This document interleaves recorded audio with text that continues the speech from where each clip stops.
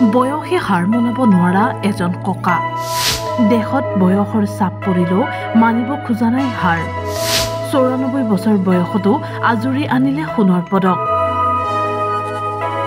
বয়সে মাত্ৰ এটা সংখ্যা তাৰেই যেন উদাহৰণ হ'ল এইজন ককা নাম ভুৱন ফুকন বয়স ৯৪ বছৰ কিন্তু ৯৪ বছৰ বয়সতো বাৰ্ধক্যই চুব পৰা নাই ভুৱন ককাক এই বয়সতো ককাৰ উদ্যম দেখিলে তবত মানিব আপুনি চিচিবৰগাঁও ৰাজচক্ৰৰ অধীনৰ শ্ৰীপানী হাতীগড়ৰ ভুৱন ককাই এইবাৰ আজুৰি আনিলে সোণৰ আৰু ৰূপৰ পদক ভুৱন ককাই all Assam masters athletics championship 2023ৰ 90 বছৰ ঊৰ্ধৰ শাখাত 100 মিটাৰ আৰু 200 মিটাৰ দৌৰত সোণৰ আৰু 400 মিটাৰ দৌৰত ৰূপৰ পদক আনিবলৈ সক্ষম হয় কেৱল এয়াই নহয় পূৰ্বেও কেইবাখনো ৰাষ্ট্ৰীয় পৰ্যায়ৰ খেলত পদক অৰ্জন কৰিবলৈ সক্ষম হৈছে এইজন প্ৰবীণ খেলুৱৈ মঙলদৈত মানে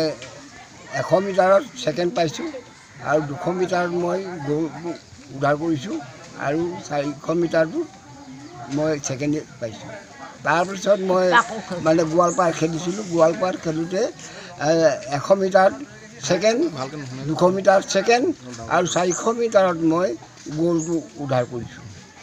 এতিয়া মই যোৰহাটৰ খেলত মই এতিয়া 100 মিটাৰত গ'ল্ড পাইছোঁ আৰু 200 মিটাৰত গ'ল্ড পাইছোঁ 400 মিটাৰত মই মানে ছেকেণ্ডটো পাইছোঁ হয় 90 প্লাছ আপোনাৰ বয়স কিমান এতিয়া মোৰ এতিয়া বয়সত মানে 94 বছৰ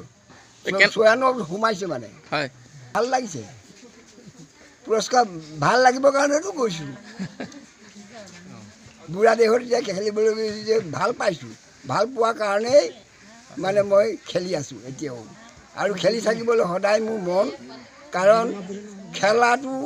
এতিয়া বিজ্ঞানে কোৱা মতে বা ৰাইজৰ মুখত শুনোতে আমি যিটো দেহৰ কাৰণে খেল ধেমালিটো হ'ল মেইন বস্তু আৰু এতিয়া তাকে শিৱগত লৈ পেলাই এতিয়া এই 94 বছৰ বয়সতো মই 90 প্লাছত মই এতিয়া খেলি আছোঁ নতুন প্ৰজন্মৰ কাৰণে মই মেইন কথা হ'ল 1 নম্বৰ হ'ল মোৰ স্বাস্থ্যটোৰ কাৰণে মই গাইছোঁ কৰিছোঁ খেলা আৰু দ্বিতীয়তে উঠি অহা প্ৰজন্মৰ কাৰণে মই এইটো প্ৰেৰণা দিবৰ কাৰণে তেখেতলোকক আৰু মোৰ অঞ্চলটো সুনাম এটা কৰি আনিম বুলিয়ে মোৰ মনতে ভাৱ লৈ এইবিলাক বৃদ্ধ বয়সত মই খেলি ফুৰিছোঁ পদক জয় কৰি বাসগৃহত উপস্থিত হোৱাৰ পিছত গাঁৱৰ ৰাইজে আদৰি আনে ককাক খেল ভাল পোৱাৰ বাবে 94 বছৰ বয়সতো এটা সুস্থ শৰীৰ লৈ দৌৰি আছে ককাই ককাৰ সাফল্যত উৎফুল্লিত হৈছে স্থানীয় ৰাইজ শ্ৰীপানী হাতীগড় হয় বয়োজ্যেষ্ঠ ব্যক্তি এওঁ অসমৰ লগতে ভাৰতবৰ্ষৰ বিভিন্ন স্থানত খেলা ধূলা কৰি আহিছে এই প্ৰাপ্তবয়স্ক হ'লে ভেটান এথলেটিক্স টাইপৰ এনেকৈ ৰাজ্যিক পৰ্যায় আৰু ৰাষ্ট্ৰীয় পৰ্যায়ত তেওঁ পুৰস্কাৰ বুটলিবলৈ সক্ষম হৈছে তাৰ কাৰণে আমি গৌৰৱান্বিত হৈছোঁ আৰু উঠি অহা প্ৰজন্মই ইয়াৰ পৰা অনুপ্ৰেৰণা লৈ তেখেতলোকক খেলকে আদি কৰি বিভিন্ন ধৰণৰ ক্ষেত্ৰত আগুৱাই যাবৰ কাৰণে প্ৰেৰণা লাভ কৰিছে আমি এখেতৰ সুস্বাস্থ্য আৰু দীৰ্ঘায়ু কামনা কৰিছোঁ আৰু এই অঞ্চলৰ বিভিন্ন ব্যক্তি আহি তেখেতক ঘৰত আহি সম্বৰ্ধনা জনাই গৈছে এতিয়া কিছু সময় পূৰ্বে পঞ্চায়তৰ প্ৰতিনিধি এই শ্ৰীপানী গাঁও পঞ্চায়তৰ সভাপতি